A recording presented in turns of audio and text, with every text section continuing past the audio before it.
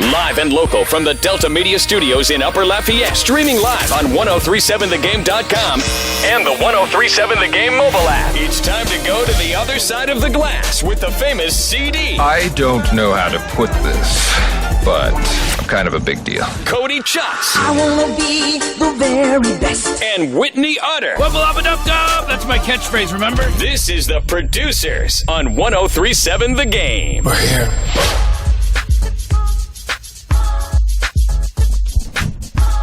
Welcome, everyone, to the first ever episode of The Producers. It is yours truly, the famous Clint D, with you on a Saturday afternoon. We've got Cody Chutz on the side of me. We'll get into that later. And we got Whitney Utter behind the glass, being the producer of The Producers. That's me, guys. Good morning. So how are y'all doing on this Saturday morning? And let me get this. This is what happens when we have like 2 minutes to get ready for a show and transition of the great show, First Cup, Saturday mornings from 7 to 9 a.m. Well, the good thing is the seats are still warm. Yeah, that's always a good thing. You know, man, great first night of high school football. We'll go into the full score shortly, but let's give you a quick rundown of what the show is all about on the first ever Saturday morning edition of The Producers. We're with you from 9 to 11, leading you up to the kickoff of UL versus Boise State. I know we've got a lot of people out there from Delta Media, like Dave Schultz, Ben Love, from Bomber to Bomber Sports with Ben Love, the show I produce, and Cody produces the show Sports Chat with Dave Schultz. I can't believe I was messing up the name of that. So obvious. But anyways, what I'm saying is that we've got a whole lot planned for you. Okay. What was that all about? Slip of the tongue there, man. Yeah, okay. I was like, what was the point of that? Wait. Let's see, which headphone are you? You're number 3. No, I'm 3. You're having some technical difficulties to get started. This is great. This is exactly what you expect with a maiden voyage. Riveting radio. Yeah, my, so basically, my headphones. That's all right. Well, look, I can My run down some headphones are scores broken. while Cody gets set up. Cody, we can hear you loud and clear, my man. Well, that's good. I can barely hear you guys. My This is headphones fine. are broke. How about that?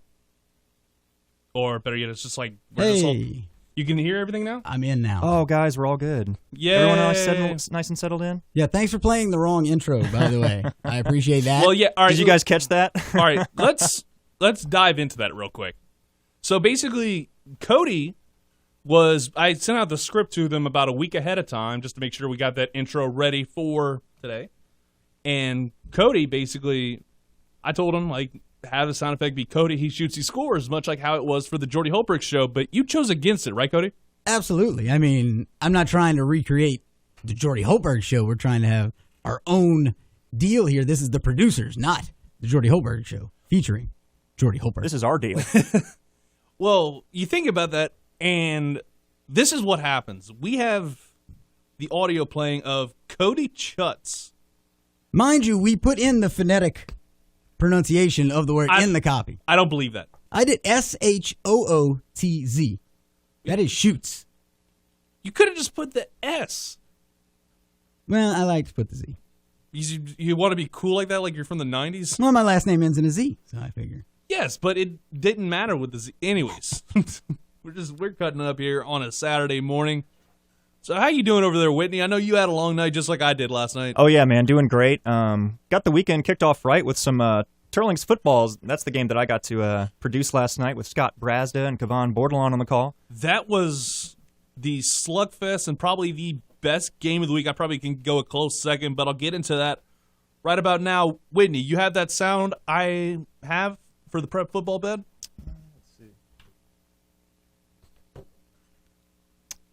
I am not prepared for that, Clint. Okay, well, give us a minute, and, let's just go over the show real quick. The Sure. show today is going to be really fun, and coming up in the next segment, we'll discuss what game is the must-watch game of the week. Now, mind you, obviously the must-watch game of the week would be whatever you're going to watch between UL or LSU, but we want to tell you what you might want to watch later on in the day. We've got all these great primetime games. Got games like Oklahoma and Houston. Got a whole lot more. There's only one game that matters, Clint. Well, yes, but we're going to be talking about... Says the man wearing purple and gold. Well, that's understandable, but I'm saying that we're going to be watching an entire day of college football. Now that we're finally in college football mode, there's several different marquee matchups going on.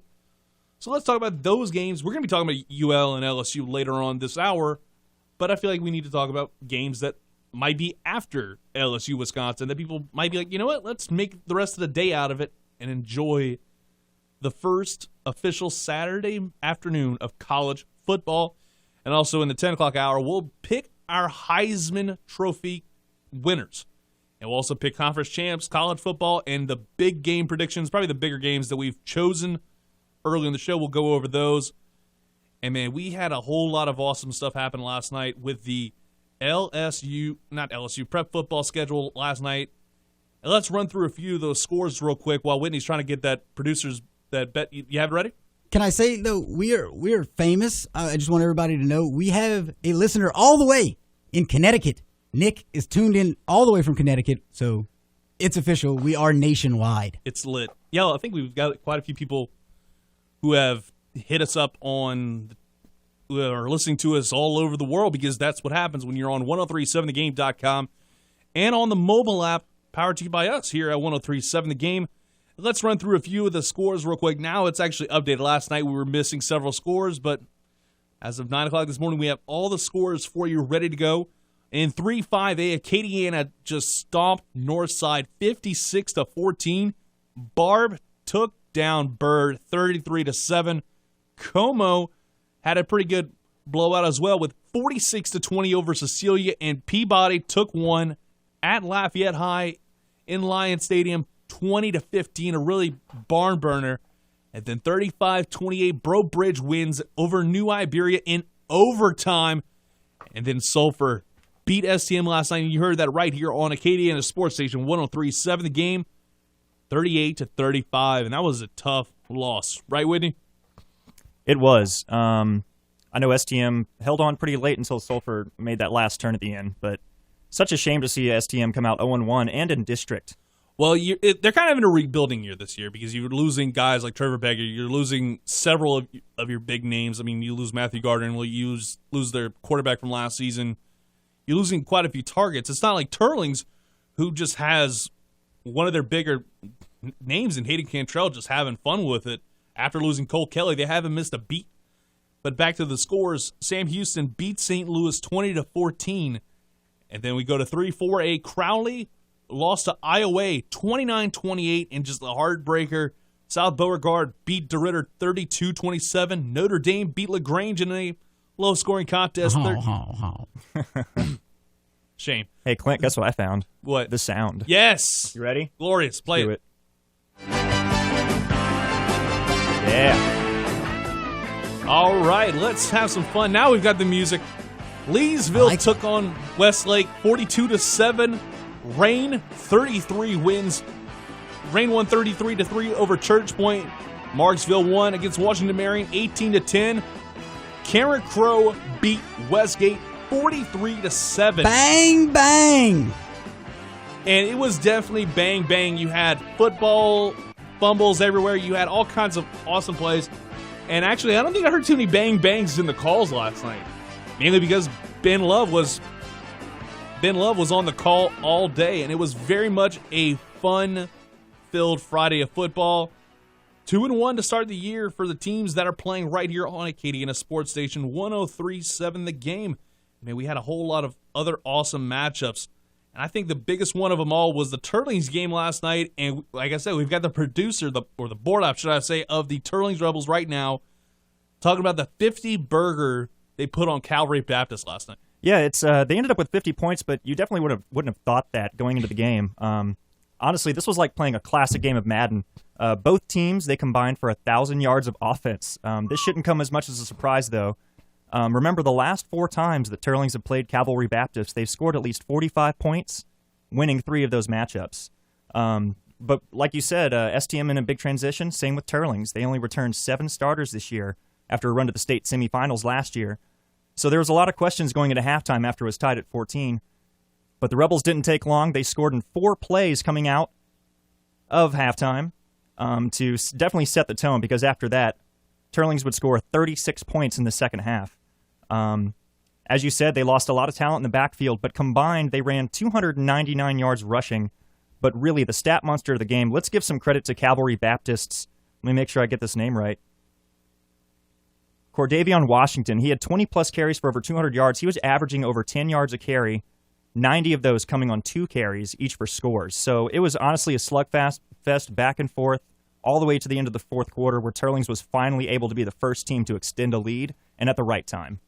Man, I just was catching you and Matt, all 3 board ops of the games on 103.7 The Game, Mustang 107.1 and 106.3 Radio Lafayette. We were going back and forth, and the group text just had me in stitches. I really can't say some of the stuff that was said in the group text, but you can figure out the rest. Well, let's go back to the 4-4-A because I forgot to update my personal list, but luckily they're all on 1037thegame.com. All updated, all final scores. Beauchene beat West St. Mary 14-6. Eunice took down Opelousas 34-6. Then we go to 5-4A. Kaplan beat Abbeville 32-6. And then, once again, Breaux Bridge beat Nish in overtime 35-28. Coma Cecilia, same thing. St. Martinville beat Jeanerette 40-8. Just took them down. Took them to the woodshed, if you will. And then also 5-3A had Church Point lose to Rain 33-3. Eunice beat Opelousas 34-6. Pine Prairie beat Bunkie 22-3. And then we go to Opelousas Catholic, took down Port Barry 28-zip. And another 28-zip win. Ville Platte took them down 28-0. Berwick, Morgan City 27-21. There's a whole lot of great games all the way around. And let me ask you a question, Whitney and Cody. Mm-hmm. What was the best game of the week in terms of high school football? Even though they didn't get the win, the fact that STM having to be fully reloaded like they are, hanging with Sulphur, you know what I mean, being right in the game, having a chance to win, despite the loss, I feel like that's very uplifting for STM. We were talking about this yesterday, Clint. STM could very well start the season 0-4. That's a real possibility for this team. So to come out strong in that first game, it's going to help them along the way, and hopefully they can, even these first 4 games out and go 2-2 maybe. But I'll take that game for, even though they didn't win, the most impressive game to me for sticking in there with a brand new team. What about you, Whitney? Because I think he's got a good point there that the STM Cougars could start 0-4. We've talked about this before the show. In fact, I was talking to somebody close to the organization before the game started. I'm not going to name names right now. I'm just going to keep it 100 with everybody. I think both 100. Yeah, keep it 100, as the kids like to say. And, we've got a whole situation where next week they play C.E. Bird on a Thursday at Battle on the Border. That's right. And I'm trying to remember who they play the next week. They have Plaquemine and then Catholic of Baton Rouge. Oh, yeah, Calica. And they got the next 3 games are they got the Ben Love Bird, School. Plaquemine, Catholic High, Baton Rouge. They got C.E. Bird, Plaquemine, and then the Ben Love School. And Mamaskona also. That's correct. Yes. Both good Chandler friends Rome. of Bumper to Bumper. Wait, really? I didn't know that. Yeah. Shows how much I know about Chandler Rome. And, we've had all kinds of fun this first segment of the show, but the next segment is what it's all about, the must-watch game of the week. We're going to take a quick commercial break, and we'll be right back. Before we go to break, I just have to give a shout-out to my high school. They dropped the game. It's still Acadiana-related. They played Ascension Catholic last night. Catholic High Poincapie did. And dropped it 54-20. Tough loss in 1A there. Oh, wow. I didn't know that at all, man. We have 1A talent in the studio right now? How you like that? Man, you came from the bottom. Graduated with 55 other people. Hold on. He's Catholic PC, bro. Catholic PC, bro. All right, now we've had enough fun. Let's take a quick commercial break, and we'll be right back on Acadiana Sports Station 103.7 The Game and 103.7thegame.com. I'm Clint. That's Cody Chutz, and that's Whitney Utter. Woo! Let's go.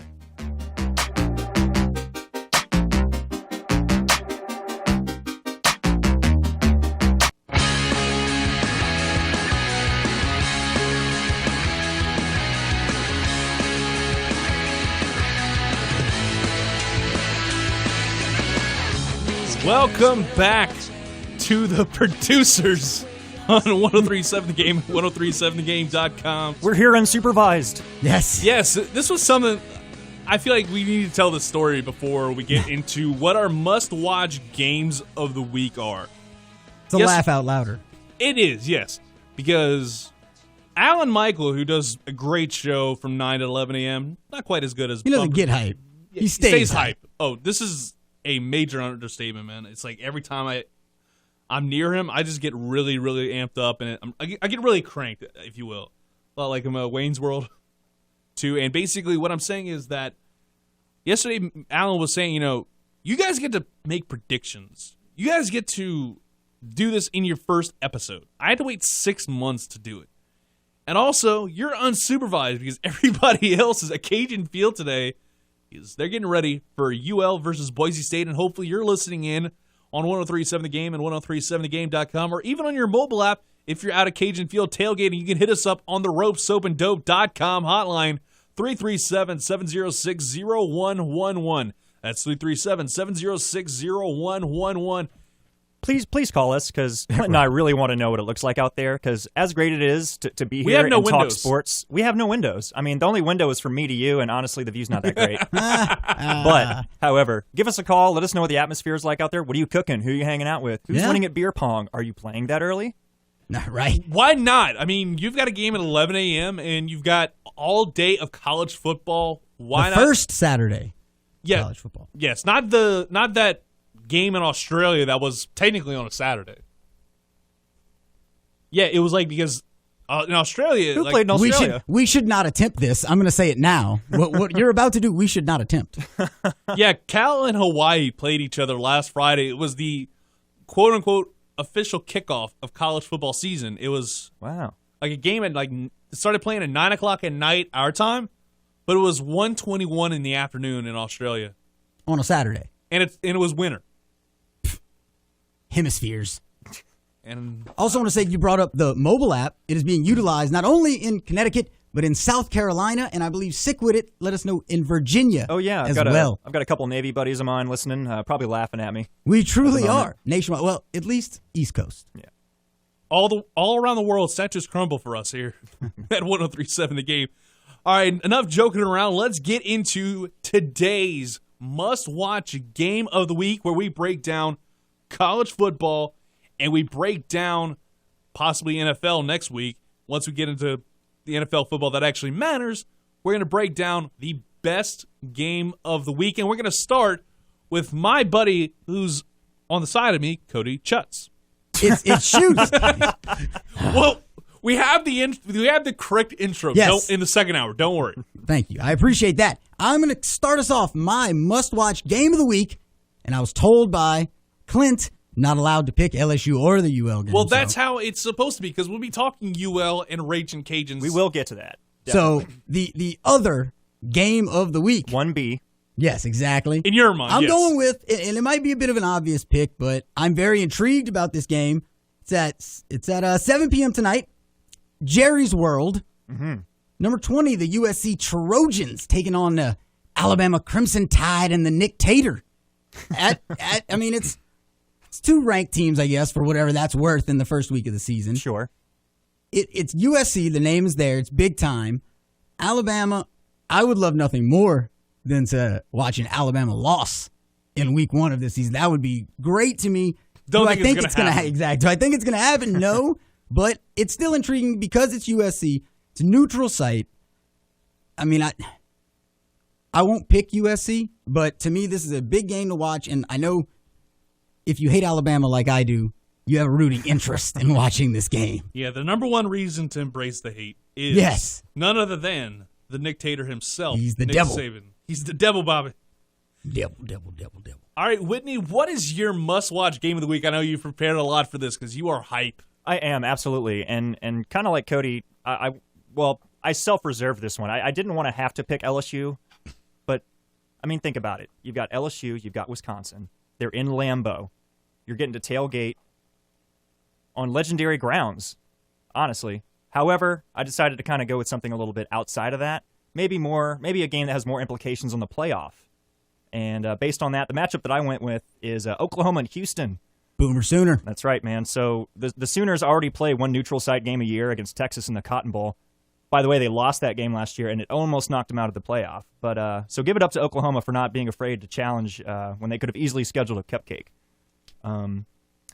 Just like Cody said, sure, I'm sure some people would have picked Bama versus USC, but that would just shift an already kind of powerful pieces around in the rankings. I mean, if Bama were to lose this game, I wouldn't necessarily say it knocks them out of the playoffs. So whereas Houston has a chance to cause chaos after 1 weekend of football, they would have to be considered a playoff contender if they pull this win off. Which, by the way, this game is in Houston, so Oklahoma's on the road. I don't see Houston losing any games this year. If they don't lose this weekend, they'll either be 11-1 or 12-0.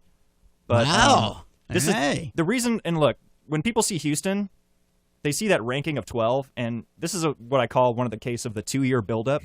The Cougars earned their current ranking after going 13-1 last year, including a great showing against Florida State in that bowl win. But really, like I said, if Houston has a chance to win this game, which I think they do at home, it's going to shake things up. I think that could potentially drop Oklahoma out of the running, and then now you've got Houston kind of sneaking in there. And let's see if they can hold their place. Because look at their schedule afterwards. A lot of cupcakes.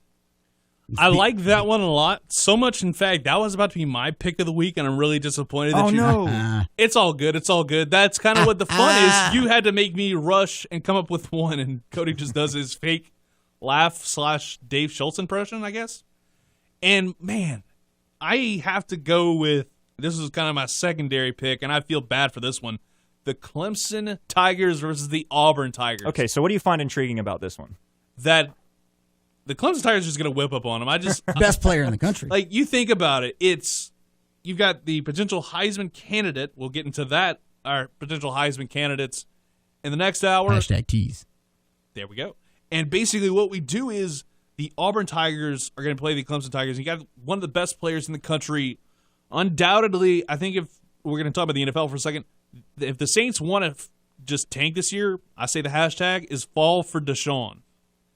I was more. Is it dump it for Deshaun? Is it No, fall. Get defeated for Deshaun? No, that's no. Defeats for Deshaun. No, but I like that one a little bit more. But fall for Deshaun, it has that. It has that ring to it. You know, like everybody was like a few years ago. It was suck for luck, and I Lose for Leonard. Yeah, lose for Leonard. Yeah, that was a good one. I wonder who's going to get. All right, let me ask you a question. Where is Leonard Fournette going to wind? I know this is way too early. Where do y'all think Leonard Fournette is drafted at in 2017? Top 5. Yeah, easily top 5. Well, of course. I think. Yeah. Well, I'm giving you more of like. What do you think? He'd be number 3? Well, I need to know what team is picking. Yeah, we got to learn. Yeah. Well, that's what I'm saying. Like, let's just say like Let's say the Browns have the number 1 the Factory pick. of Sadness. That's probably a safe assumption to say the Browns will be up there. Well, I don't know. You got RG3 coming back. Well, the only thing that's So it's a safe assumption the Browns will be up there. Yes. Get Myles Well, Garrett. tell me more about that Auburn game, though, Clint.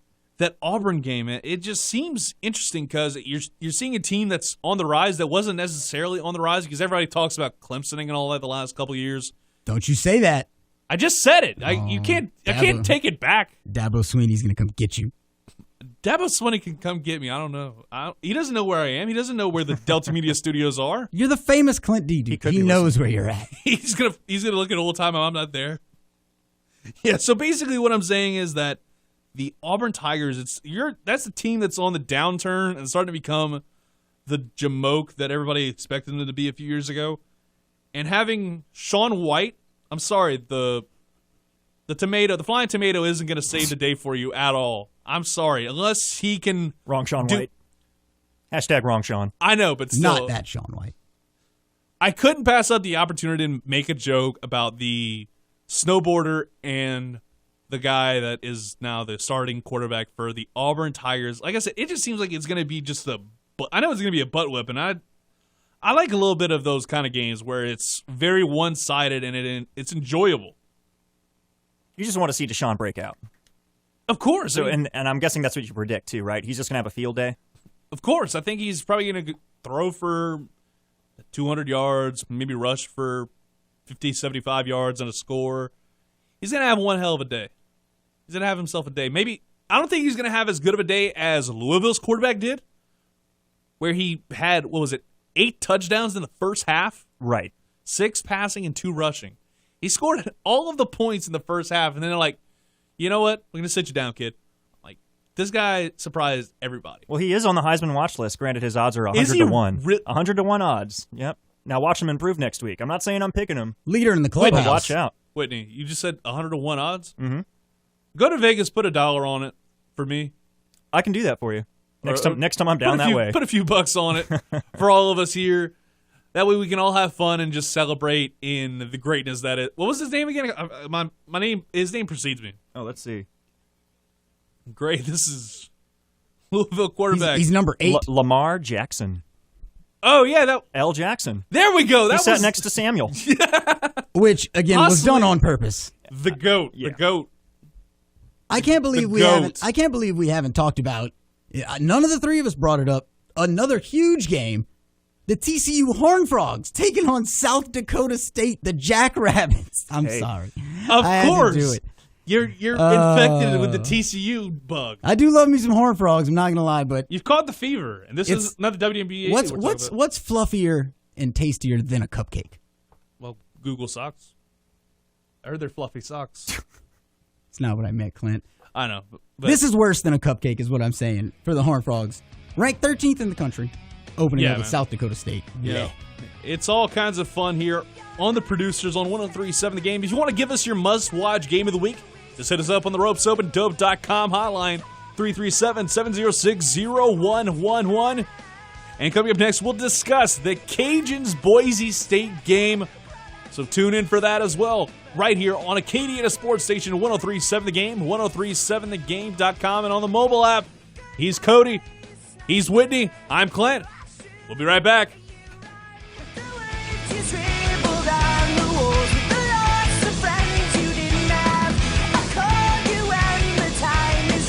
Are you in or are you out? For them all to know the end of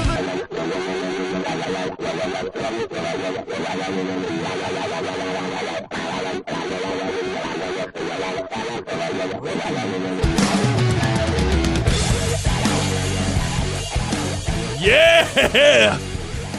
Hey, it's Clint Dumming and Cody Shoots. Ben Love. We together are the producers. Nope, wrong. You got my name wrong. Wrong. Well, no.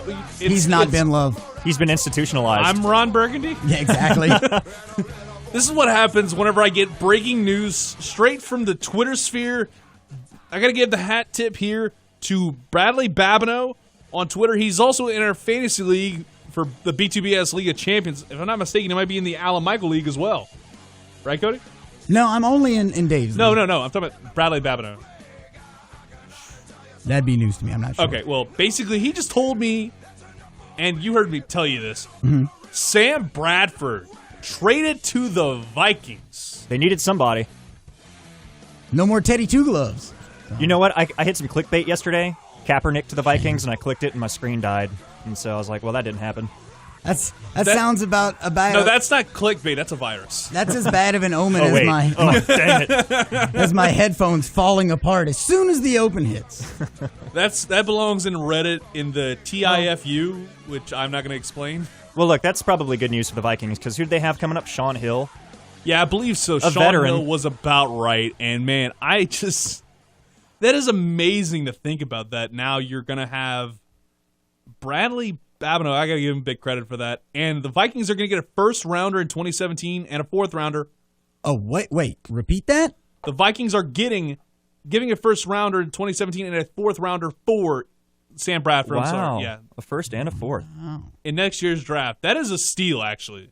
That's not bad. Like, I probably would have, if I were the Eagles, I would just ask for more, you know? Like, Good job, hey, Eagles. get somebody else to help out along the line, man. For my shoulder hurts, Sam Bradford. His shoulder always hurts. Brittle Bradford. We love it here at 103.7 The Game and 103.7thegame.com. And now we're going to go into our Cajuns Boise State preview. We'll go around the table like we normally do. Let's start things off with Cody Shoots. What do you think about the Cajuns Boise State game? Chuts. Okay, sorry. Ron Burgundy.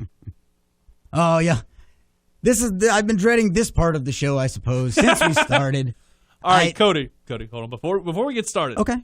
can you name one defensive player? Otha Peters. Okay, good. So we're doing all right. We're doing okay. You're better than somebody else that was on the Alan Michaels show a couple weeks ago. Not going to name names. I graduated from UL. In full disclosure, everyone know a little babackground. Graduated Everybody from UL. here- Alumni, yeah. And I I love graduated- UL, Whitney will be graduating. When's that going to be anyways, Whitney? Spring 17. Nice. Holla. I love it to death. I owe that campus over there, right down the road here, so much for helping me to get where I'm at today. And money. Well, that's a different story. Difference between money and getting paid, though. Right, but Big difference. I can't say with any full certainty that I feel like UL is going to win this game. Do they have a chance? Of course. Obviously they do. It's at home. It's opening weekend. The crowd should be hyped, should be well hydrated, thanks to 103.7 The Game and Delta Media. And ShopRite Tobacco Plus. Convenience stores, they're the ones hooking up the water. We don't have all that water. While supplies last. Yeah, well, did you see that truck they have in Cajun Field? Like that Church Point wholesale truck? Ready to hydrate. It is like, it's a It's huge hot, guys. truck. It's going to be 90 degrees by kickoff at 11. Right. So But the what's the question- heat index? Oh. Yeah, the question to me now, not so much is UL going to win this game, because I don't believe they're going to win the game. Will they cover? That's where I'm at, and the spread is 20. And you know, hate me, I guess, I suppose. What a great way to make my first prediction on the show on the air here in Acadiana, but I have to say UL's going to lose this game. I'm going to say 41-20. I'm going to say they're going to just barely. They're not going to cover. But Boise State, you know, I guess 21 points is kind of a blowout, but it's not going to be 40 points, 30 plus points. I believe UL will manage to miss the spread, covering the spread, but not by that much. I'm going to say 41-20. 41-20. You know, and I'm going to say that most of those points for UL come in the second half. I'm going to say it might be. You're going to say it's one of or- those games where it's like they just blow it out, then they put their second Right. stringers in. I mean, not even that. I think UL just gets it together. Anthony Jennings is going to need at least a quarter, if not a half, to just get his feet wet again. It's been a while since he's played live football. I don't think so. I feel the exact opposite about it, and I'm going to explain my point in a second, but I want Whitney, since we're going to go around the table like we've been to, or around the glass. We're going to go to him, then the guy behind the glass, and then yours truly. Well, look, remember, this is the second leg of two matchups. The first time these two teams played each other was in 2014, and I remember being more interested in my wings at Buffalo Wild Wings towards the end of this one. It was mind you, this game was like, 9 o'clock at night on a Saturday Yeah. on CBS Sports Network? It was a 34-9 final. Boise State got 499 yards of offense, winning the turnover battle, and they controlled the clock. Terrence Broadway only saw the field for 20 minutes that game. Hard to score it all. So if Boise does that to us, it's just going to be another repeat of that. But, however, honestly, I think one of the biggest questions is UL's got to be able to put itself in third down and short situations. The last time they played Boise, they converted 13% of third downs. So man. if you want to, I know we're going off of old news here. Odds are astronomical. But you've got to be able to get in that third and short, Probability and is that's where staggering. Elijah McGuire is going to be becoming very, very important. But you know, I bleed red, and all I think it's going to be a close game until the fourth quarter, I think. Boise's not going to let the heat get them too much, and I believe they're going to be able to control the clock as well and keep the Cajuns' hands tied with the running game. I see a 38-24 final. So UL covers the spread, but like you were talking about, Clint, it's going to be really interesting to see how Anthony Jennings comes into this game. What's nice is the timing could not have been any better for UL in this situation. Yes. And the reason why I say that is, before that, who was our quarterback? Jordan Davis?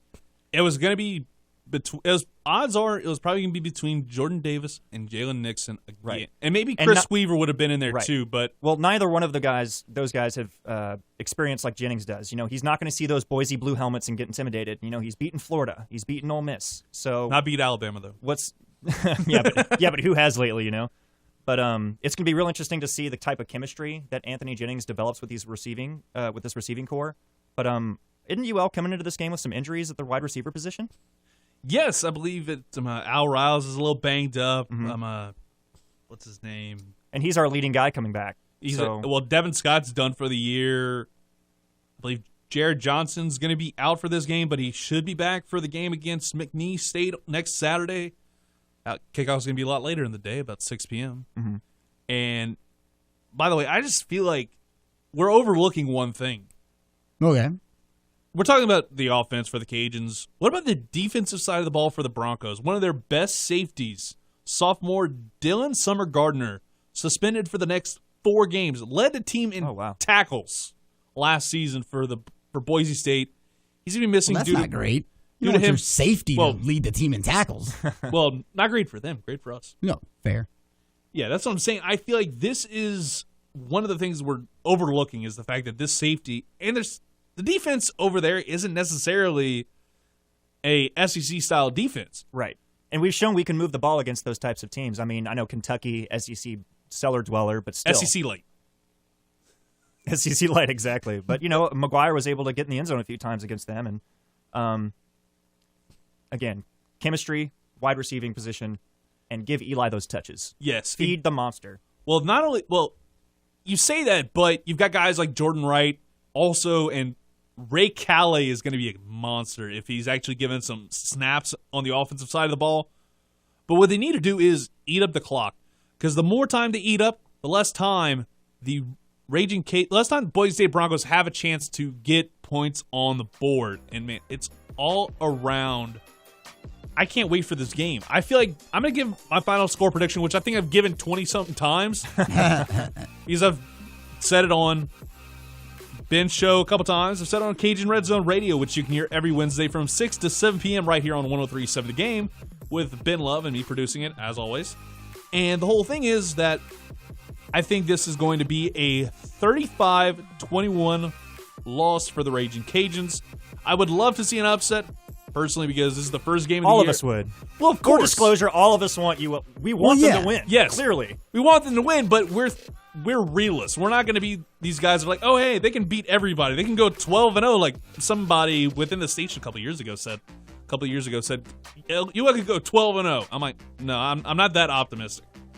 I feel like there's definitely some chances for them to be like possibly double-digit wins by the end of next season, but you got to show me what you can do. You got to show me what you got.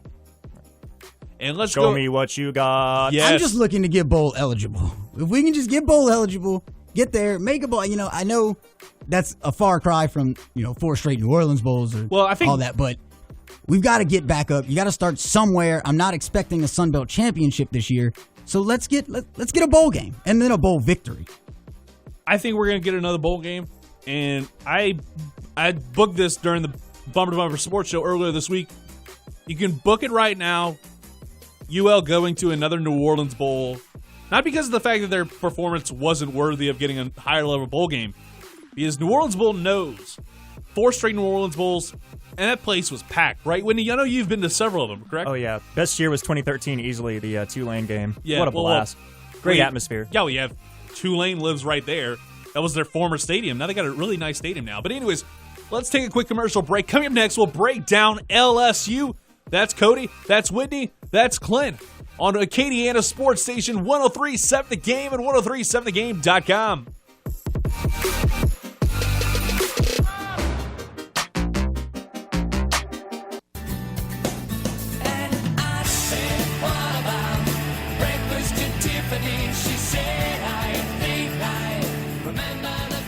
Man. Love this song. I like it too, and I almost thought I wasn't on the air for a second.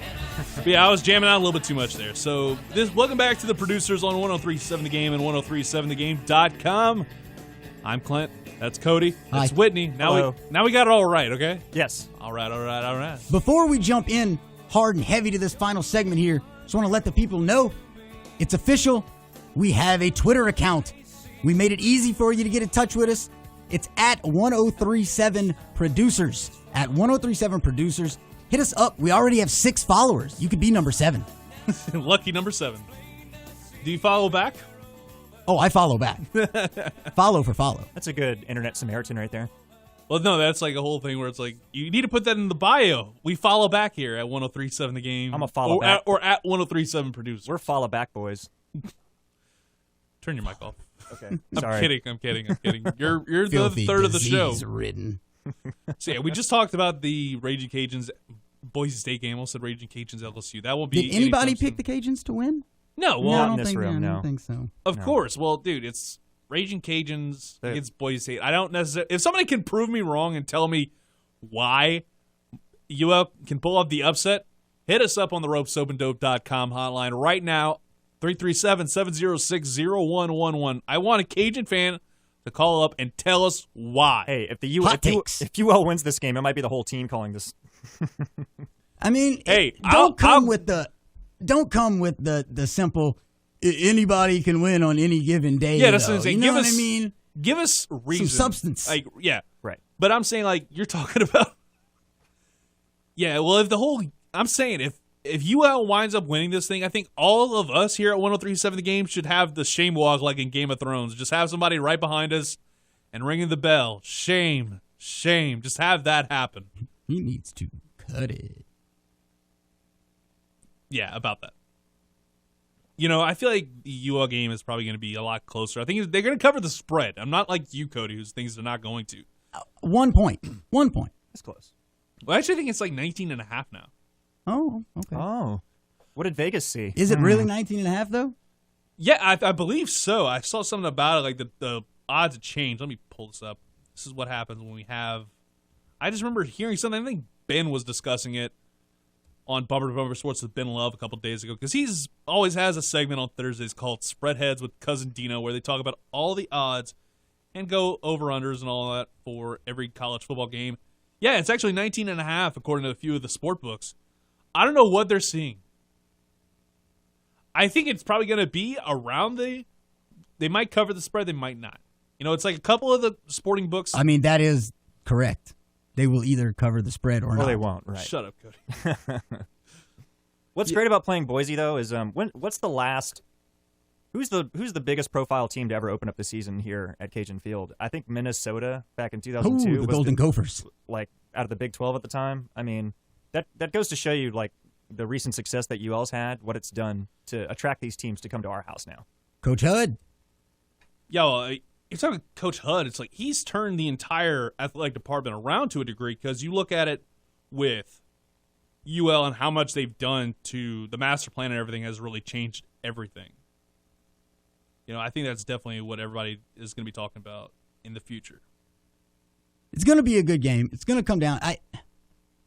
I'm almost tempted to say that this UL Boise State game, the first half maybe not so much, but the second half could almost be more competitive than the LSU-Wisconsin game later in the afternoon. I just, briefly to bring it up now, I feel like LSU could possibly run away with this one tonight, or this afternoon, if they really want to. It depends on what Les Miles wants to do with Leonard Fournette, and has Brandon Harris got any better? So I feel like UL may actually have a better shot at beating Boise State than Wisconsin does at beating LSU. I might be crazy, but well, I mean, that's how I feel. I kind of agree with you there a little bit in the sense that the way that Les Miles coaches, he likes to slow the game down once he gets that lead, slow the clock down a little bit. So I don't know, man. I think it's going to be He little. needs to get I was actually watching the LSU-Wisconsin game the other day. Oh, from a couple seasons ago? Yeah, the first matchup, and man, it's like I completely forgot about the fact that this game went on, and Wisconsin had LSU on the ropes for the most part. Then you had like a fourth quarter rally. I'm like, what happened? A possum ran onto the field? Right. Yeah, the final of that game you're talking about was 28-24. So it was a close match, but again, two different teams. And I don't know. Once Les gets that lead, I think he's gonna choke it. I think he's gonna slow the game parked down. the bus if we were playing soccer. Exactly. Is what they would say. Yeah, basically.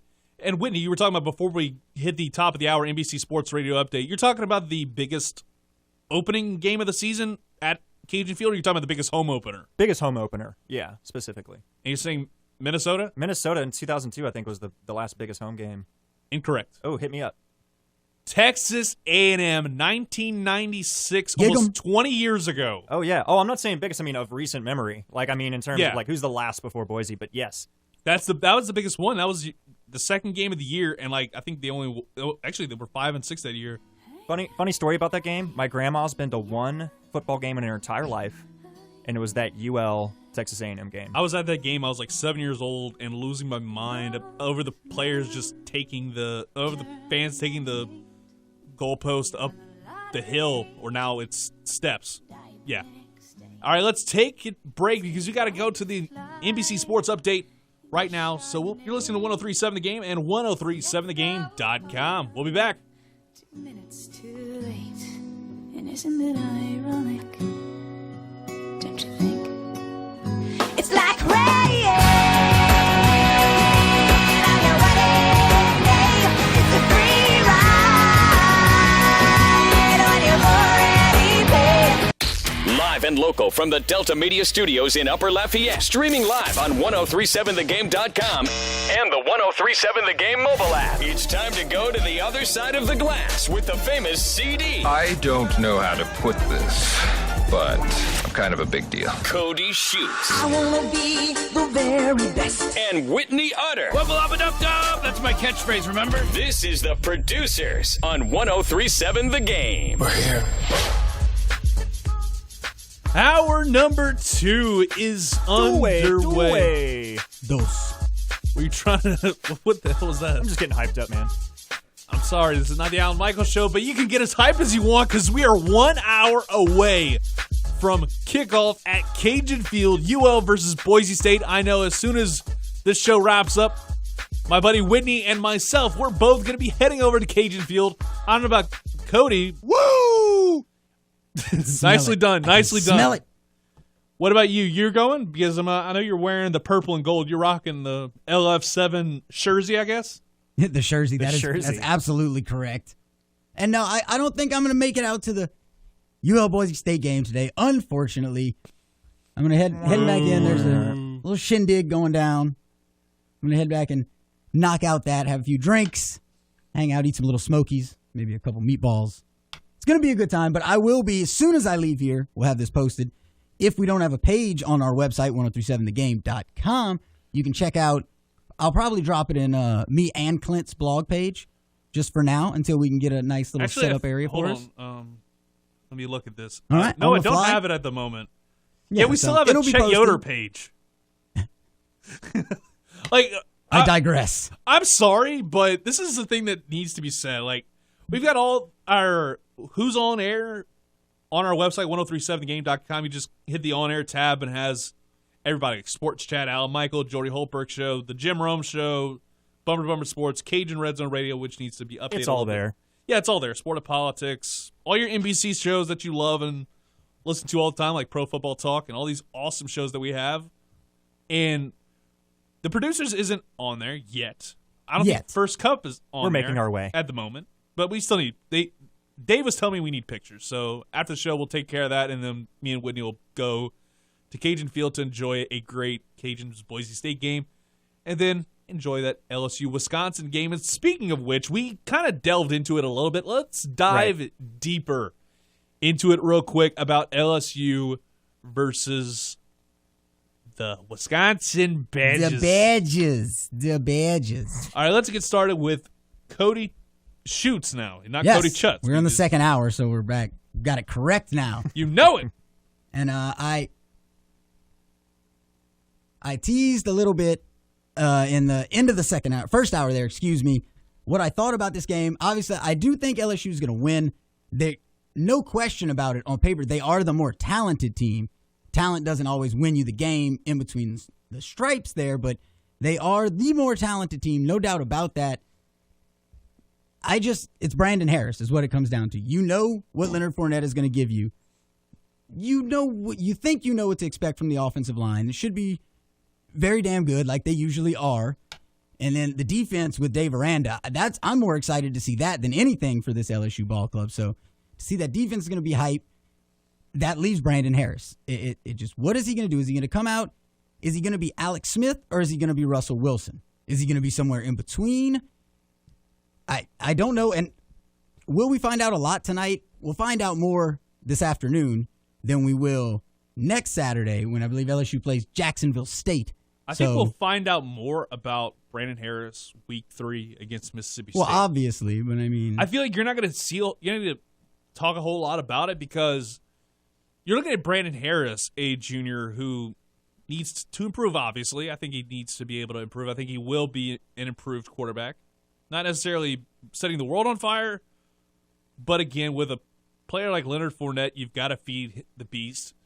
But you look at Wisconsin, they got a quarterback, Bart Houston, who really hasn't played that well, and only completed 27 of 47 passes last year in 7 games, and 22 of those 27 came in a win over Illinois. And they're talking about having a second quarterback, throwing in Alex Hornibrook. I don't know how that's ever going to work out, but especially with that defensive line or that front seven, however you want to call it, the crazy mad scientist called Dave Aranda has that new school defense that he had at Wisconsin for 3 seasons, and it was like one of the best defenses in the country. So you could have that guy running it with the talent like LSU has. I think you've got a solid chance to walk away with a big stinking W, and that's my prediction. I got to go with LSU winning, and I'm going to go 42-28. All right, 14-point spread there. What about you, Cody? What was your Yeah, I guess prediction? I didn't throw any numbers out. Obviously, I think LSU is going to win. I think this is more of a 35-7 game. I don't see. I think the defense really bows their neck. I think Wisconsin and that touchdown. And I guess I'm going to get very specific here so I can make sure I'm wrong. But I'm going to go ahead and say I think Wisconsin scores that lone touchdown on their first or second, maybe third drive. I think they put something together while the new defense is still on the field, getting their toes wet. And I feel like they're going to score a touchdown relatively early in the game, and then that's going to be it. You're not going to see Wisconsin move the ball very well after that. I understand their quarterback. He's not a terrible quarterback, but I don't see them scoring a lot of points. I think it's LSU 35, maybe 38-7. Yeah, I think so. I think it's going to be a very good matchup, and man, I can't wait to see how the LSU Tigers look in 2016. I think you've got a lot of issues. It starts tonight or this afternoon. I'm so excited. 2:30 p.m. kickoff, and you can listen to it on 103.7 The Game, not on 103.7thegame.com, though, not on the mobile app either, because LSU wants to have all the mobile stuff. And I'm not even going to go into why I don't like that. It's a whole nother rant. 2-hour pregame. Yeah. 2-hour pregame show. Pregame starts at 12:30 p.m. And that's going to be, what is it? I think, isn't it Colada and the Prince? Both are going to be part of it? I think I was hearing something. I did see that on Twitter. I believe I did. They're part of something, whether it's that pregame show or if there's like a pregame show. Well, no, I think it's doing something. No, I think it's the pregame show because I was looking at the default list and it was showing Jordy. I was like, wait a minute, Jordy Holberg is doing pregame for LSU football? Not that Jordy. Yeah, well, I realize that now, but I was doing the Last Mile show Wednesday and he said Kalai and the Prince. I was like, whoa, that's pretty cool. So, yeah, Whitney, what do you think about this game tonight or this afternoon? Well, I'm going to keep going with the same rhythm that I've been taking, which is, going off what you know now, which that's really hard to do at the beginning of the season. As of 2014, LSU is 9-4-1 against the Big Ten, including a 2014 win over these same Badgers. We mentioned it earlier. Really, what the key for me here is what's going to happen in the trenches. Wisconsin struggled a lot last year against Bama, much like everyone else in the nation. But from what I've been reading, what's that? Everybody struggles against Bama. Absolutely. But from what I've been reading, it's supposed to be improved line, which is good news for the Badgers because we know LSU is never without a reservation in the backfield. Those defensive linemen are hungry. But on the other side, LSU's offensive line has a simple task when it comes to the run game, and that's just to make sure that Fournette gets out of the backfield before taking contact. The only times that Fournette ever looked human last year was whenever he never really got a chance to turn that speed on and get that upfield momentum going. I feel like if Wisconsin can lay a hand on him behind the line consistently, which is a huge task. Yeah, huge task. I'm just trying to, play devil's advocate here. Like, what could they do to disrupt something? But even then, they can hope to contain him. Will it be enough? No. Think about last year, too. Wisconsin finished in the bottom half of the country in terms of sacks and tackles for loss. So there's really nothing there that tells me that they're really going to do anything to stop Fournette. But even if they do somehow manage to get in the backfield, although not like in years past when LSU's wide receiver depth chart looked like Overstock.com, it's a little thinner now, but not without talent. Who's the big name there, Cody? Is it Malachi Dupree? Yeah, Traven Durrell, maybe. Traven Durrell. Yeah? Yeah. Okay. One of the two. Okay. Well, it's good that, there's two people considered to come up to the bigger role. So, I don't care who you are, but LSU has a huge advantage having Wisconsin's old defensive coordinator wearing purple and gold now. Yeah. Having Dave Aranda there, the mind of that Badgers side of the house, like you mentioned earlier, Clint, that's going to pay huge dividends that LSU honestly don't even need. So, yeah, big LSU win today. I think it's going to be 31-20. I agree, and I think this is kind of the biggest storyline of them all. We know that Leonard Fournette had an ankle injury of sorts. My biggest question is, should Leonard Fournette be on a pitch count game one to kind of make sure he's good to go later on this season. Well, what's the score? Well, Right. Well, I think that's a good question, Clint. I think it's just going to depend on how quick LSU's offense comes out. If they get that heavy lead, in a perfect world, if your goal is to rest Fournette, one, that's really great confidence in your team to play an opponent like Wisconsin and try to get resting time for your big guys. But, by the time the fourth quarter rolls around, if Fournette's got 20 touches and there's that 17-plus point lead, I think you're going to see the backups get some more runs in there. Well, I mean, you're saying backups, but I'm thinking more along the lines of players like having Darius guys kind of take more of the lion's share to make sure your guys okay. I think if Leonard Fournette is going about, if he's just having these big runs and tearing it up, I'd say, you play the hot hand. You play the hot hand you're dealt, and that's what's going to wind up happening. But if he isn't getting the hot hand, he isn't really performing up to snuff, if he's just getting a few yards here and there, then you need to be able to think, oh, hey, we don't want to risk him. Have him on that pitch count, but have it be where you're thinking about it as the game progresses. Right. What do you think, Cody? Should he be on a pitch count? No, I mean, if you're up by 25, you're up by 2+ touchdowns, I mean, there's no harm in taking him out. And because you've got very serviceable guys, Darius Geis, Darrell Williams sitting on the bench behind him that, yeah, you're going to miss a step because they're not Leonard Fournette status, but they're still going to get it done for you very well. So, I mean, as long as you keep the offensive line in, which is the important part, you can take Leonard out, keep him safe. He was in the boot and that whole deal. Take that for what it was, whatever. But if the Tigers are up and we're teetering on blowout territory, then I would say, yeah, there's no harm in taking him out and this and that. But you have to remember, last season, Leonard, well, I guess no one played in that first game. So, well, you kind of consider the first game to be Mississippi State because of the fact that the original first game never happened. Right. And he came out against Mississippi State and ran for $159. Yeah, so. he went ham like last year, and I really enjoyed watching him. But in fairness to your point, Clint, as I'm looking at this, through the first 8 weeks of the season up to the bye, the least amount of yards Fournette rushed for was against Western Kentucky, and he didn't play that whole game, and he ran for $150 even.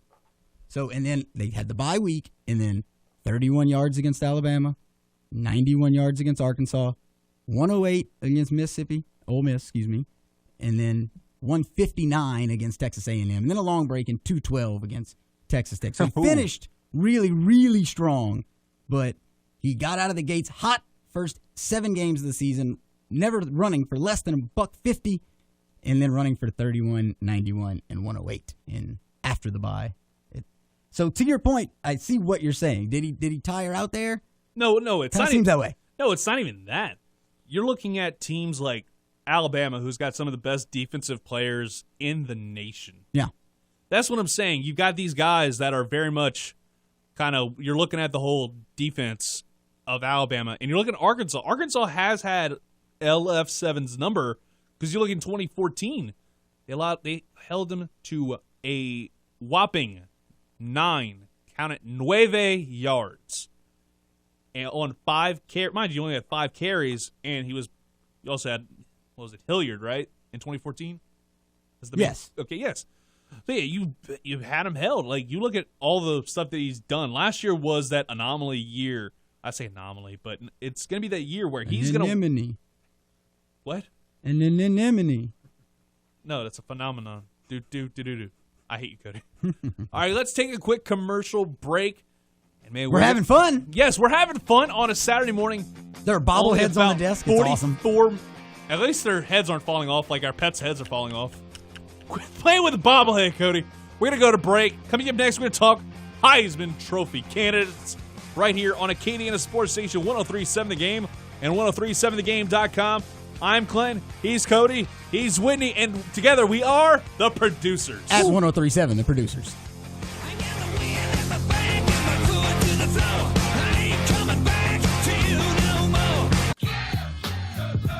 Welcome back to the producers on Acadiana Sports Station 103.7 The Game and 103.7thegame.com. And man, it is a great Saturday morning, and let's go through the Heisman Trophy candidate list. man, there's quite a few guys that we're looking at. Obviously, you get guys like LF7 himself. You've got the guys like Christian McCaffrey, guys like, man, there's so many of them to choose from, and it's so early in the season. But we're going to do something a little different, and we're going to pick only one player to pick. Each. Yeah, each, yes, There obviously. can be only one. Highlander. Heisman. No. Okay. Heismander. Boo. Heismander. Boo. I was saying Boo Earns. So basically, we're going to pick one Heisman Trophy winner in our minds of who's going to be the Heisman Trophy winner. And every week, we're going to wind up looking at who winds up walking away with it. And we're going to call it this one's going to be Pick Your Poison Heisman Trophy Edition. And we're going to start with Cody Schutz. Now that he's called Cody Schutz, he's not Right. Cody Chutz. So who's your pick? I've narrowed it down to between three guys. I'm trying to make my decision from, and obviously that's Leonard Fournette, the starting running back for LSU, Of course. and the guy in the number 7 jersey for LSU. So between those three guys, They're all the same. I'm going to go with Leonard Fournette, running back, LSU Tigers. But what about number 7? You know, I think Leonard Fournette's just a hair better than number 7. His beard is real strong. I think it's just. But joking aside, seriously, LSU. I mean, we all know Billy Cannon. We've all seen the highlight black and white a million times. Yeah. Nothing since then as far as Heisman goes. And then we all know Fournette's. Let me hit the Heisman pose. First touchdown of his career, or something like very early in his career, hitting the Heisman pose, Desmond Howard style. Very confident young man. Right. So, Well, at least he said, "Oh, hey, he owned up to it afterwards." and this is not me being a homer. I know I'm sitting here with my LSU shirt on, so it's easy. And your hat. Right. So it's easy to sit here and, homer. But this is a legit bit. Like, I really feel like LSU is going to be successful this year. And if LSU is going to be successful like I think they are, then Les Miles does have to change a few things from the previous years, obviously. And Leonard Fournette is going to lead this team. Brandon Harris, yes, he's the quarterback, and quarterback is usually the leader of your team or your offense at the very least. Not for the LSU Tigers. Leonard Fournette in the backfield is the leader of this offense, and I just feel like they're going to ride him in his last season in a Tigers uniform as hard as they can. They're not going to try and injure him, obviously, but they're going to ride him, get on his shoulders, see how far he can take them, and in my humble opinion, I think number 7 can take them quite a far ways. You got a great point there, Cody, and I really like the fact that you picked Leonard Fournette because that brings me to another question that I've pondered and me and Ben have pondered. Do you think if you have Leonard Fournette be the guy that you want him to be and have this amazing 2015 season, do you think he'll wind up being – do you think this will wind up helping LSU down the line to win the national championship? This year? Yes. Absolutely. I mean, I said he's the leader of this offense. He's the leader of the team. And as he goes, the rest of this team is going to go. If he's running for 6 yards every time he touches the ball, and I know that's asking a lot, hyperbole, but if he's running for plus yardage every time he touches the ball, then that does nothing but boost the confidence of everybody in that offensive huddle, including Brandon Harris, who needs every little ounce of confidence he can get. I mean, I really feel like if Fournette can stay in that Heisman discussion, serious Heisman discussion throughout the season, then LSU is going to be winning. They're going to be a contender. They're going to be right there for that Final Four at the end of the year. Right, and more attention towards Fournette. That's the big thing with Harris. Well, as Fournette goes, let's say he struggles a little bit, then they're going to start wanting to look a little bit more towards the passing game to start taking the pressure off Fournette. So it's a give and take, you know what I mean? So really, like you said, the best scenario is Fournette to literally put the team on his back, give Harris that time he needs. Play action for this LSU team should be incredible. Yes. It should be. And what's Harris's forte, you'd say? His deep ball, Deep right? ball, exactly. An accurate deep ball. Well, I think you brought up a great point there, and I feel like you need to have that balance of the run and pass, and I feel like maybe it's time for Les Miles to think 3 receiver sets. I haven't seen that in a long time. He's just been that 2 receiver type of guy. Have tight ends, obviously, but not necessarily. Who? Tight end? LSU tight ends? What? Colin Jeter. Huh? You don't know who that is? No, I know who he is. They just never give him the ball. They've given him the ball a couple times. Don't act like they haven't. Well, is that something they employed back when they had Landry and Beckham? Were they ever going 3 wideouts in those days? I don't think so. I don't think with that deep of a talent pool back then and him not to do it, I think Les is going to be pretty stout in the way that he wants to do things. But the last time I think they've done it, at least as far as my memory can think of it, back in the Saban era, back in 2003ish, whenever the Bluegrass Miracle, I think, was a 3-receiver set, and you had this whole I feel like because everybody's expecting you to have 2 receivers, I'd say don't do it all the time, 3 receivers. I do it sometimes just to throw them off a little bit. But we're going off on a whole other tangent here. So, Whitney, who's going to be your Heisman pick? All right. So, sorry, Clint, as much as you wanted me to pick Lamar Jackson, that's the Louisville quarterback who they stole his helmet, like Cody said, to keep him from getting on the field in the second half. He had 8 touchdowns, and right now he's 100-1 odds. However, well, let's see. Okay, I guess I have to make my decision. So I'm going to have to go with Christian McCaffrey here. That's the running back from Stanford. Smart guy. Right now he sits at 6-1 odds, the same as Leonard Fournette, but I think the thing that separates McCaffrey from Leo is that he's one of the most dangerous pass catchers in college football at any position. Now, among running backs, he finished 3rd in the nation in catches with 45 and 2nd in yardage, but the most telling number from last year, he had the 2nd lowest drop rate amongst running backs, which would have put him 4th in the nation if he was a wideout. The dude's got sticky hands, and he's dependable. So basically, if we were playing fantasy college football, he'd be your number 1 pick. Absolutely. Definitely. Especially in a PPR league. He's way more elusive than you would think. He forced 71 missed tackles last year, which was top 10 in the nation. I'm not sure how much we're going to see him returning kicks this year, being how valuable he is to his team. But remember, he brought back 2 touchdowns in the kick return game, too.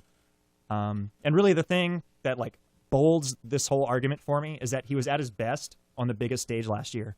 In the 5 highest graded games that Stanford played, he had a 9.6 yards per carry average, including that Rose Bowl win against Iowa, which wasn't even a game. Do you guys remember that? 9.6 yards per carry. Where I'm going to round up, say 10. Yeah, go ahead.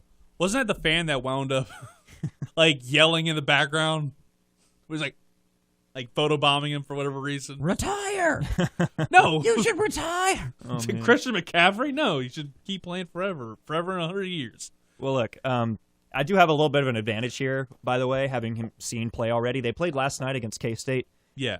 Who they're always well coached. They're very pesky, very good defense. And now the stat line for McCaffrey last night doesn't exactly jump out at you, but it was nice. 22 carries, 126 yards, and 2 TDs. But most importantly, that 2nd touchdown came in the last 2 minutes of the game that iced it. Because up until that point, it was, 19-13? So McCaffrey, biggest stage, dependable when you need him. Consistency, check. Versatile, check. At his best when it's brightest. So Christian McCaffrey, 2016 Heisman winner. And again, the argument against yours, Cody, with Fournette, he can catch the ball. Yeah, I imagine Fournette can catch the ball, but they just won't throw it to him. Right, and that's just a different in styles. You're not going to see less of the quarterback throw the ball to the running back a lot. I like it. I expect both of them to be in New York. What you got, Clint? I have Deshaun Watson. I almost said Washington. Washington. Who's Deshaun Washington? Does he play for ULM? Anyways, I have Deshaun Watson from Clemson. I just see this guy being at 5-1 odds. He's going to be great. He's probably going to be a top 5 draft pick, I think. Maybe number 2 or 3, depending on who's going to. I don't think so. I think we might have Myles Garrett be number 1 pick. Okay, that's fair. Especially if it's the Cleveland Browns, because they're not going to get a quarterback again. They're going to do something stupid and go get a defensive player, even though Myles Garrett is probably one of the best defensive players I've seen. And even Leonard Fournette admits he's one of the best defensive players. And when Leonard Fournette says something, you can take it as fact. And that's what I think Deshaun Watson is. He's such a great quarterback all the way around. First player in FBS history to throw for more than 4,000 yards and rush for over 1,000. Even Cam Newton couldn't do that. And having 35 touchdowns, 13 interceptions last year through the air and 12 touchdowns on the ground, dude is a monster. I think if he should have won last year, but Derrick Henry was very well deserved. And I, in fact, said this last year that the LSU-Alabama game was going to determine who won the Heisman. And I think Clemson's going to wind up having Deshaun Watson win it. Barring anything out of the ordinary, I think Deshaun Watson is your guy to look at in 2016 to win the Heisman Trophy. Yeah, I can't. I have no rebuttal for that because as of right now, considering the position he plays, I do think he's the best player in the country. So we've got Christian McCaffrey, check. Leonard Fournette, Check. and Deshaun Watson. Big stinking check. So one of those three, I expect all three of them to be there. We're all really taking huge risks. That's with what I'm these saying. picks, I'm by going the to throw way. a You couple should other. pick Lamar Jackson. That's fine. Yeah, right. I'm going to throw a couple other names out at you guys. Nick Chubb. No reason to go crazy, but Baker Mayfield at Oklahoma. If they go undefeated, you have to kind of look at his direction. You have to see. You have to look at it. Dalvin Cook at Florida State is set up to do well, but how good is that team going to be this year? I think everybody's saying, I've been seeing like a bunch of playoff projections. We'll talk about that in the next segment, but having two ACC teams wind up walking away with the whole thing, that's going to be interesting. I don't think it's going to wind up happening, and hopefully we see 4 teams, all different conferences, possibly even a team like Houston if they wind up performing extremely well in 2016. And we're going to go ahead and take a quick commercial break. When we come back, we'll be giving our conference predictions for the Power 5. I'm going to do Group 5. We might say that for a rainy day, or maybe later in the show. And also, we'll discuss who will be our final 4 predictions for 2016. This is the producers on 103.7 The Game and 103.7thegame.com. I'm Clint. He's Cody. He's Whitney. We'll be right back.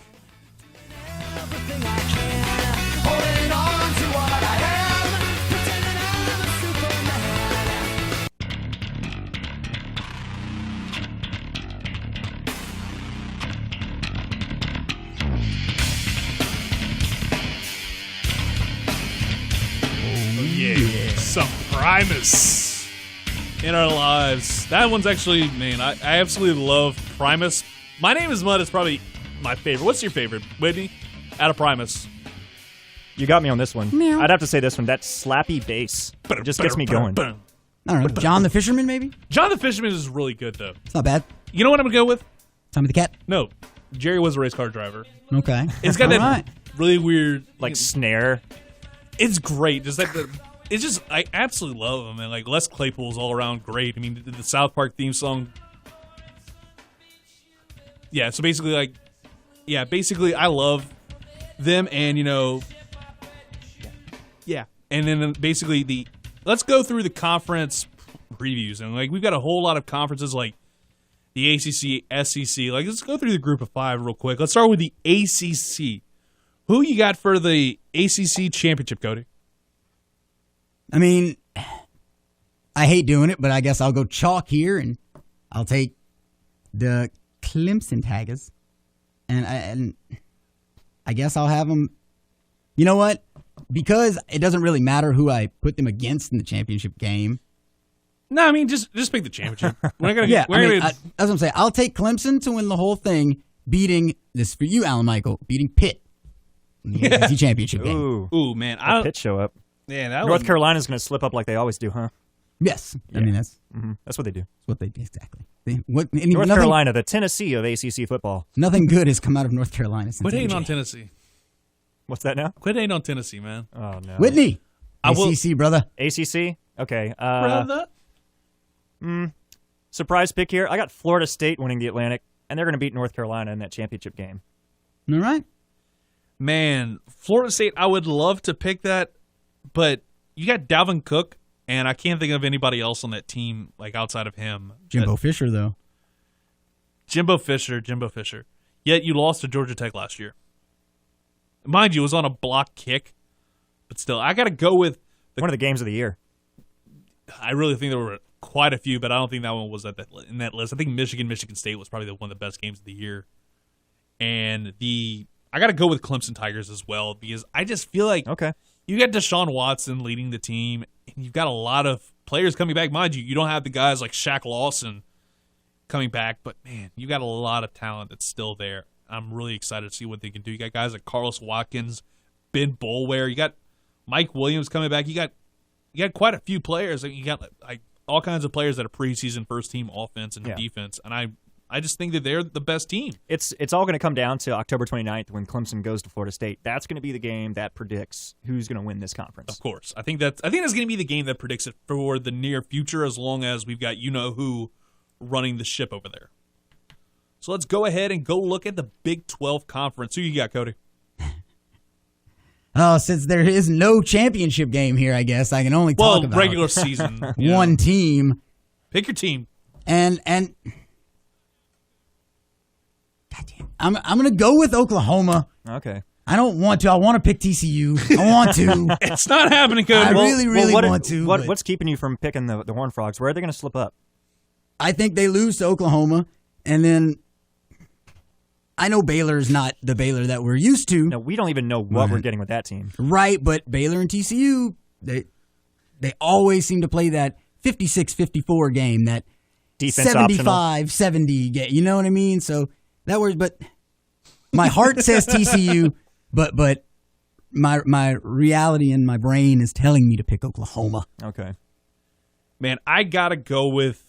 I agree with you, but man, TCU really. I think we can all safely Gary agree Patterson is a hell of a football coach.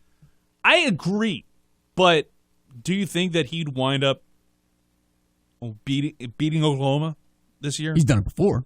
He's done it before, but do you think he'll do it this year with Baker Mayfield?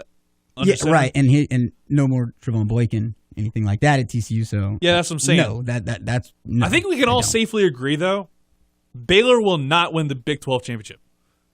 No, yeah, Let's just left this awkward silence there. So, Whitney, who you got? For the Big 12, well, look, I'm picking Houston to beat Oklahoma, just to say that today. So, based on that, and I'm staying next to that, I think it's going to be Oklahoma State that pulls this out. Okie State. Okie State. I think they're going to run house until that last game of the week, or last game of the year, December 3rd, Oklahoma State. Bang, bang. That's going to be the prequel to the championship. Oklahoma State. Cowboys. The mullet-rocking Mike Gundy. I'm a man. And I think I'd mentioned this to you guys earlier, when we talked last week, that after Mike Gundy's rant about, I think it was 9 years ago. Wow. Go ahead, Clint. Go ahead. Has it been that long? Go ahead. His record was really abysmal and probably would have been gone, but wound up improving his record enough to wind up keeping his job and has a stellar record now. What's the best part of that rant, Clint? Where do we begin? He's respectful to the media. That's just one word. I just He's need one respectful word. to the public. Oh, you mean fat? I just need one word. That's it. That's it. And I'm sure if Ben Love is listening to this right now, he is on the floor now because is this kind of an inside thing behind the scenes off the air? We're always talking and sometimes whenever it's usually me, Alan, and Ben in the studio during the Jordy Holbrook show Monday through Fridays from 2 to 4. And we're talking, all of a sudden, just Fat comes up. I'm in the other office, and I just yell, Fat. And Ben just laughs his head off because it's so perfect as to how it sounds. But anyways, I'm going to wind up picking Oklahoma here. I just feel like the Sooners are going to control this team this year. Control that conference this year. So what do you think? What do y'all think about the Big Ten? Who do you think is? I think that's the one that's going to have the most contention. Right. It seems like it's been fun to pick the last few years. Some craziness, whether it's a blocked punt or, something insane. Let me start by saying Harbaugh and the Michigan Wolverines, get out of here. No, not winning the title in this conference. I'm going to go with Ohio State. JT Barrett. Okay. Heisman contender. The easy pick. Yeah, Heisman contender. It's important. And here's a little surprise if you want a surprise from me. I've got Ohio State coming out of the East. I'm going to have Nebraska. I know they're supposed to be down there, but I'm going to have Nebraska coming out of the West, but then Ohio State to take the whole thing. Yeah. I don't think it's ever mattered what came out of the Big Ten West in a decade, so. Correct. Iowa that one time, though. Well, that was that one time. That was last year. That one time. Quit acting like that was 10 years ago. Yeah, but then what happened? Oh. Hey, they were undefeated. Talk to your kids about undefeated Iowa before it's too late. Possibly the greatest commercial of all time. Had you seen that, Whitney? No, but through context, it sounds hilarious. It's so great. I understand the concept. It's waning. Yeah, so basically he was just talking to his kids oh, hey, Iowa's undefeated and they can make the college football playoff. But, Dad, did they play anybody worthwhile? No. So basically I'm going to wind up picking the Michigan Wolverines. I feel like this is a team that has pants. that khaki pants to the CFP, baby. They're pleated. It's terrible. I love it. But who's got it better than us? Nobody. The single great, like, dude, I just love Harbaugh, and the fact that he's got, like, one of the best recruiting classes, and he doesn't care. He has Ric Flair. He can bench a house. Well, I don't know about that. It's hyperbole. That's probably HUD could do that. You're not. That's not hyperbole. Like Coach HUD could probably bench press a house. I wonder what his max has been this year, because every year or so he usually picks his guys and whatnot, and he's like, oh, hey, we got the potential to do some awesome things this year. But let's pick the SEC real quick. Who you got, Cody? The SEC. I'm going. This is the year. This is the year. Say what you will. I'm taking LSU over Georgia in the SEC championship game. Tigers. Oh, man. Winning the SEC for the first time since when? Man, it's been years. Since 2011. There you go. Yeah, so basically, I'm going to go ahead and pick the LSU Tigers. I almost boy, Clint. He almost didn't say it. I hesitated. I'm writing this down. So who you got, Whitney? I've got LSU too, guys. I think this is their year. Sweepski. I've got it. I've got the fever. Pac-12, real quick, rapid fire. All right, Pac-12 in one word. Let me hit you with Stanford. Stanford. Not here. Stanford Steed. All right, no, just Stanford. Rapid fire one more time. College football playoff before we go to break. You want 4 teams? Yes, 4 teams right now. Oh, gosh. 4 teams. I'm giving them to you. Let me give you Oklahoma, Ohio State, LSU, and not Stanford. I'm going to go with Clemson. Ooh. Stanford, Clemson, Bama, Houston. All choices are subject to change. Wow. Okay. Houston. No, they stick forever in 100 years. My picks, LSU, Oklahoma, Clemson, Florida State. We have 2 ACC teams. I said it at the beginning of the segment that I didn't like it, but it's going to happen. Paradigm shift. Coming up next, we're going to give our big game college football predictions. Let's Sick take with a it break. and his sick picks. Yeah, sick with it and his sick picks. I'm Clint. He's Cody. He's Whitney. We're coming back for the final segment of the first episode of The Producers. Maybe the last one. We'll figure it out. Coming up next on Acadiana Sports Station, 103.7 The Game and 103.7thegame.com.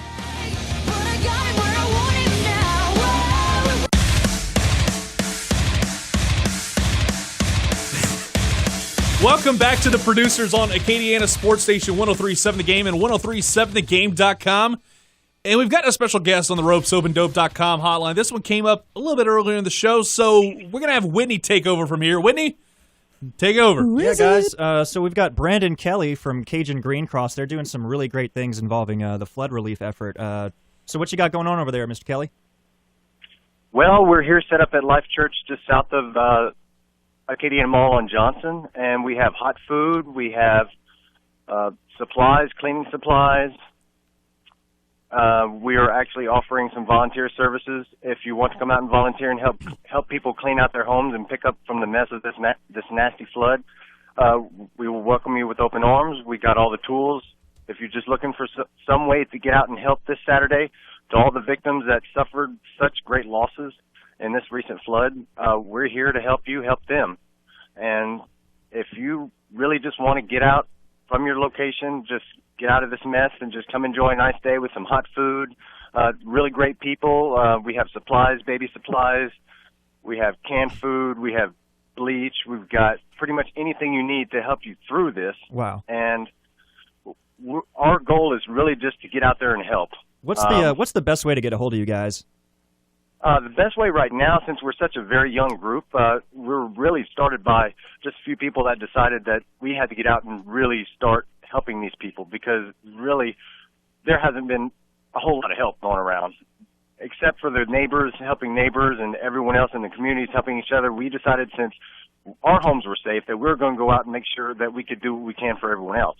And we're just trying to get as many people possible to come and help. And you can find us on Facebook on our Facebook group page at Cajun Green Cross. If you want to get a hold of us, we have our contact information there. You can reach myself at 972-746-9193. All right. So, Mr. Kelly, we'll go ahead and make sure to relay that information, but we got to get this last segment done. But sure. It's great things that you guys are doing at Cajun Green Cross, and thank you so much for what you guys have been doing out in the community. And hopefully this will help you guys get a little bit more help, too, okay? Thank you, Mr. Kelly. Thank you. Take care. Yeah, big Thank ups you. to the people at Cajun Green Cross. That's good stuff. All right, Whitney, we have Sick-Witted Sick Picks, the debut edition. Yes. Let's rapid fire style because we only got a few minutes left. Well, we do need to mention real fast before we get started, this is going to be competitive here. We're not picking against the spread. We're picking win-loss only. That's right. Heads and up. this will determine which one of us bozos, who's usually on the other side of the glass, Well- will be on the other side of the glass next no, week. I feel like it's the overall performance, though. It's always the overall performance. Win-loss record. Yeah. Go ahead, Whitney. All right, so my first pick, I've got, let's see, Oklahoma, Houston. You all know where I'm going with that. H-Town has got that win in the bag, in my opinion. The next pick that I'm going with is UCLA. That's an interesting matchup against Texas A&M in College Station. I've got UCLA pulling off the upset on the road in SEC country. Next is Georgia, UNC, and Georgia is just going to roll over North Carolina. North Carolina is just going to keep disappointing, like they always do to start the season. Next pick is Clemson, Auburn. That's a clean sheet for me. I've got Clemson winning that game, hands down. And I'm going a little bit off the beaten path. I'm going west side here. BYU versus Arizona. BYU all over the Cats. All right, who you got, Cody? Oh, all right. Picking the same games. I'm going Oklahoma over Houston. Might be a good game. Houston still loses. I'm going SEC over the Pac-12 out there. Oh, UCLA losing. I'm going to take Georgia over UNC as well. That seems like an easy pick. I'm also going to take Clemson over Auburn. And then I'm going to...